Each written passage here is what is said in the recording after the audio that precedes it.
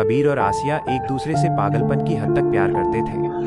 उनकी ये मोहब्बत आम नहीं थी। दोनों के परिवार इस रिश्ते के सख्त खिलाफ थे, जिसके चलते उनकी जिंदगी एक ड्रामा बन चुकी थी। रोज रोज के कलेश और तानों से तंग आकर उन्होंने घर से भागकर एक नई दुनिया बसाने का फैसला किया। पर उन्हें क्या पता था कि उनका ये सफर एक ऐसी मंजिल पर ले जाएगा जहां से वापसी का कोई रास्ता नहीं होगा। उन्होंने उस शहर के सबसे खतरनाक और घने काला पहाड़ के जंगल को चुन लिया, जिसके बारे में सदियों से कहानियां मशहूर थीं कि वहां भूत और आत्माओं का बसेरा है। जंगल में कदम रखते ही माहौल बिल्कुल बदल गया। चारों तरफ एक अजीब सी खामोशी और बर्फीली ठंडक थी। पेड़ इतने घने और ऊंचे थे कि आसमान का नामो निशान तक नहीं दिख रहा था। आसिया का दिल किसी अनजानी होने वाली अनहोनी से बैठा जा रहा था। उसने डरते हुए कबीर का हाथ जोर से पकड़ लिया और कांपते हुए बोली, कबीर, मुझे यहाँ अजीब सी बदबू और सरसराहट महसूस हो रही है।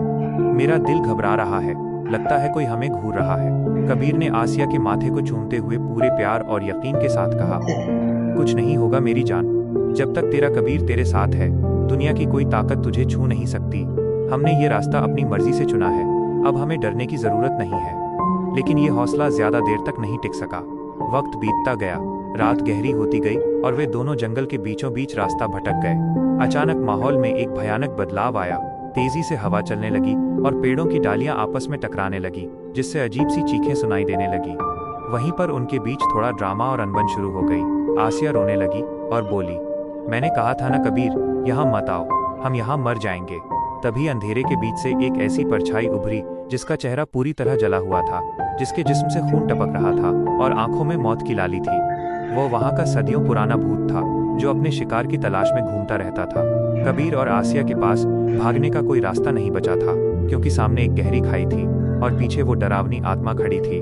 भूत तेजी से उनकी तरफ लपका। आसिया डर के मारे बेहोश होने को थी। कबीर ने अपनी जान की परवाह किए बिना आसिया को अपनी बाहों में कस लिया और नम आंखों से कहा, आसिया, हमारा प्यार अमर है।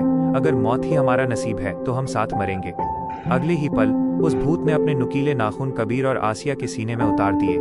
एक दर्दनाक और भीषण चीख के साथ दोनों की रूह जिस्म से हमेशा के लिए अलग हो गई। आखिर में उस भूत के राक्षसी हमले ने कबीर और आसिया दोनों की जान ले ली और उनका अधूरा प्यार उस खौफनाक जंगल के अंधेरे में हमेशा के लिए दफन हो गया।